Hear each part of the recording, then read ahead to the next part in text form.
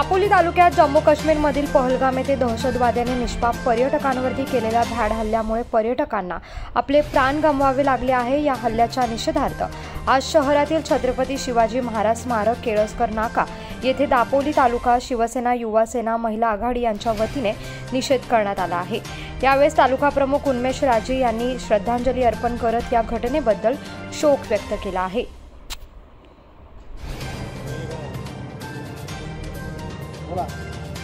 जम्मू काश्मीरमधील पहलगाम येथे जो भारतीय पर्यटकांवरती जो भ्याड हल्ला दहशतवाद्यांनी केला, अनेक पर्यटक त्याच्यामध्ये मृत्युमुखी पडलेले आहेत। अशा ह्या निंदनीय घटनेचा कृत्याचा शिवसेना दापोली तालुका यांच्या वतीने प्रथमतः आम्ही निषेध व्यक्त करतो। जे दहशतवादी हे पाकिस्तान या देशातील होते असं समजतंय आणि म्हणून त्या पाकिस्तान या देशाचा देखील आम्ही या दापोली शिवसेनेच्या वतीने त्यांचा निषेध करतोय।